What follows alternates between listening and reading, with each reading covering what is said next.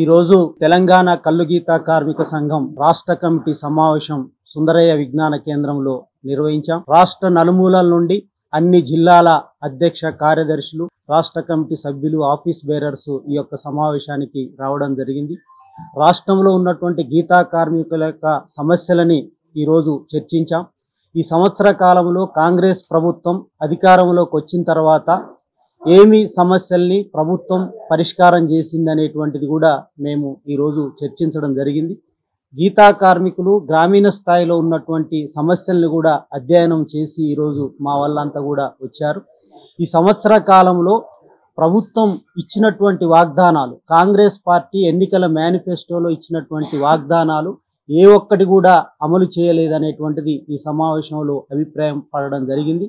ప్రమాద నివారణకు సేఫ్టీ కిట్లు అనేటువంటిది ఒక 10,000 కిట్లు రాష్ట్ర వ్యాప్తంగా పంపిణీ చేశారు. ఇది గ్రామానికి ఒకటి కూడా వచ్చినటువంటిది లేదు. రాష్ట్ర వ్యాప్తంగా సభ్యత్వం కలిగినటువంటి వాళ్ళే 2,50,000 మంది ఉన్నారు. అందుకోసం వీళ్ళందరికీ కూడా ఇంతవరకు ఇవ్వలేదు. సీఎం ఆవిష్కరణ చేసి 5 నెలలు దాటింది. అందుకోసం అందరికీ ఈ సేఫ్టీ కిట్లు ఇవ్వాలని చెప్పి ఈ సమావేశం సందర్భంగా డిమాండ్ చేయడం జరుగుతూ ఉంది. అలాగే పెండింగ్ ఎక్స్‌రేషియోలకు సంబంధించినటువంటిది నెల రోజుల లోపు మేము ఎక్స్‌రేషియో ఇస్తామని చెప్పన్నారు. 5 లక్షల నుంచి 10 లక్షలకు చేస్తామని చెప్పన్నారు. కానీ సంవత్సరమైనా కూడా ఇంతవరకు ఎక్స్‌రేషియో ఇవ్వలేదు. అలాగే టాడీ కార్పొరేషన్ నుంచి ప్రమాదాలు జరిగినటువంటి వాళ్ళకి 25,000, 15,000 చొప్పున ఇచ్చేవాళ్ళు గతంలో. ఈ ప్రభుత్వం వచ్చిన తర్వాత అది కూడా నిలిపివేసినటువంటి పరిస్థితి ఉంది. అది కూడా వెంటనే ఇవ్వాలనేటువంటిది కూడా ఈ సందర్భంగా మేము డిమాండ్ చేస్తున్నాం. అలాగే నీరా ప్రాజెక్టుకు సంబంధించినటువంటిది కూడా టాడీ కార్పొరేషన్కి అప్పగించాలని, నందనంలో ప్రాజెక్టు గత ప్రభుత్వం హయాంలో నిర్మించారు, దాన్ని కొనసాగించడం అనేటువంటిది చేయట్లేదు, అది కూడా చేయాలని చెప్పి అంటున్నాం.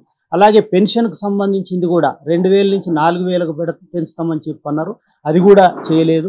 జనగామ జిల్లాకు పాపన్న పేరు పెడతామన్నారు, అది కూడా చేయలేదు. ట్యాంకు బండ్ పైన పాపన్న విగ్రహం పెడతామన్నారు, అది కూడా చేయలేదు. అంటే టోటల్గా చూసినప్పుడు ఏ ఒక్కటి కూడా వాళ్ళు ఇచ్చినటువంటి వాగ్దానాలు అమలు చేయలేదు.